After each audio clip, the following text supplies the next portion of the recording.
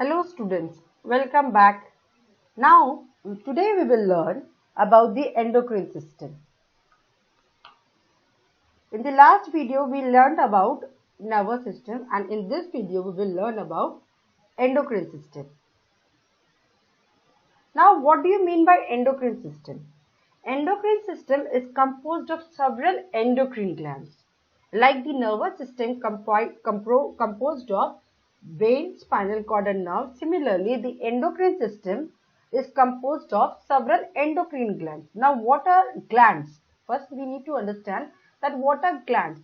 Glands are organs in our body which excrete a liquid substance having some different chemicals. Okay, this liquid is called the secretion of gland. Like we have read in the digestive system that the pancreas secretes their juice, liver secretes its juice. These all are the glands. Pancreas is also gland, your liver is also a gland. Okay, so now the glands are of two types.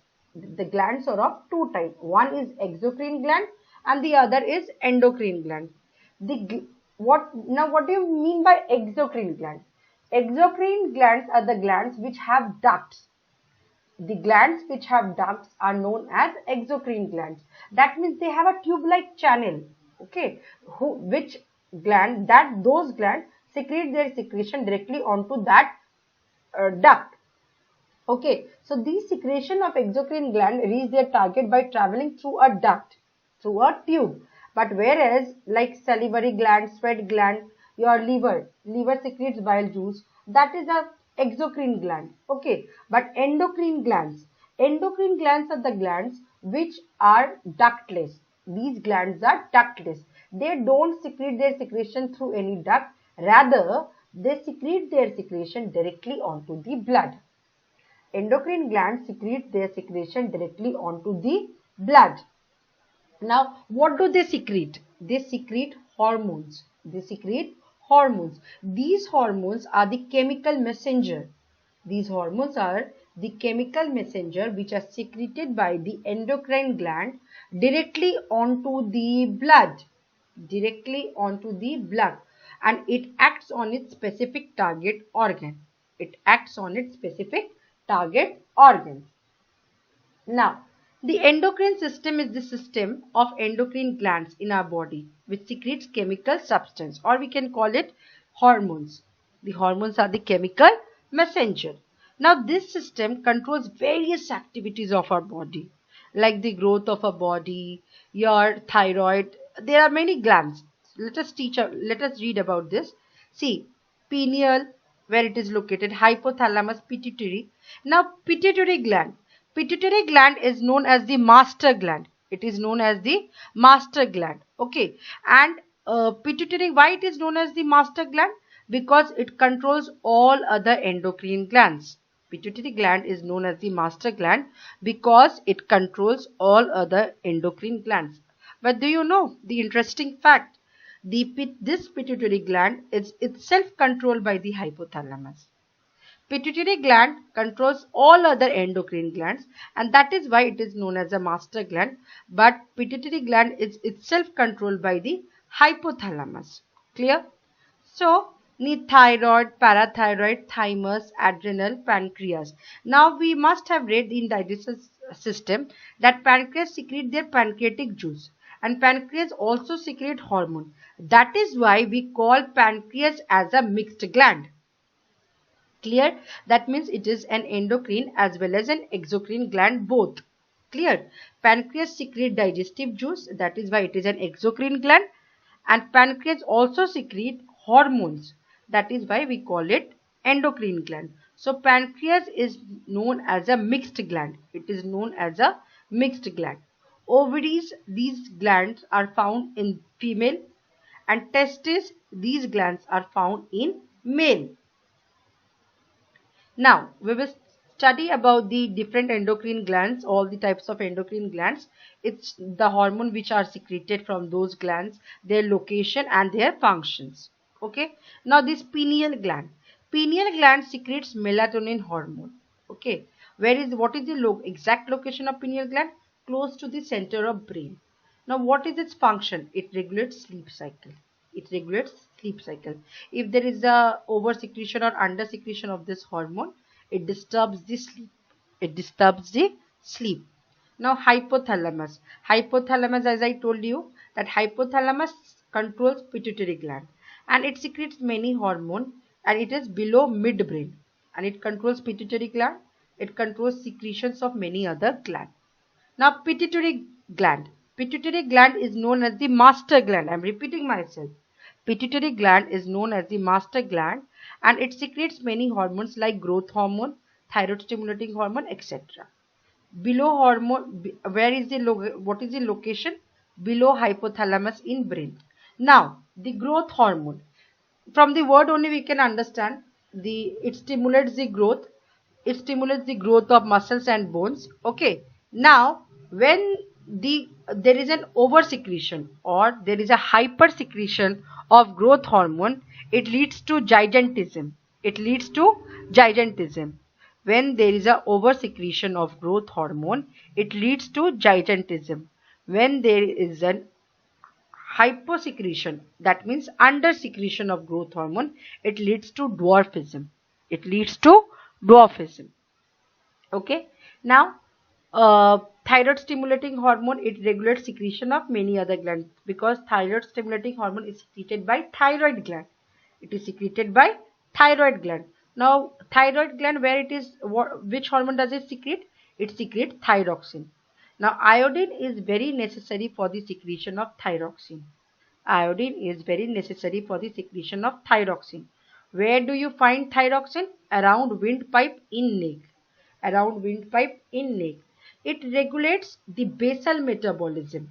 It regulates the basal metabolism like carbohydrates, fats and proteins. Okay.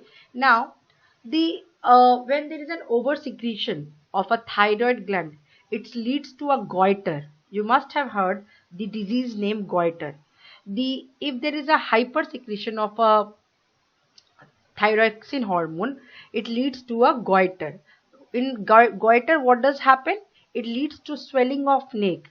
It leads to swelling of neck. You must have seen that the Himalayan people, they have swelled neck. They are suffering from goiter. Why do they suffer from goiter? Because the iodine is in their diet. There is a deficiency of an iodine. Because in their diet there is a deficiency of an iodine which is leading to the thyroxine hormone. So as a result, the goiter happens. The oversecretion leads to exophthalmic goiter and the undersecretion leads to goiter. And the symptoms are the protruding eyes and all, and swollen neck. Now parathyroid gland. Parathyroid gland secretes parathormone. Parathyroid gland secretes parathormone. And where it is located? Parathyroid gland is located on the thyroid gland. Okay, and it regulates the level of calcium and phosphate in body. It regulates the level of calcium and phosphate in body. Now thymus gland. Thymus gland secretes thymus hormone. And where does it located? It is located in the upper part of the chest between lungs. It plays a very important role in development of immune system because it strengthens our immunity. Now adrenal gland. Adrenal gland secretes an hormone known as adrenaline. Okay, and where it is located, very very important.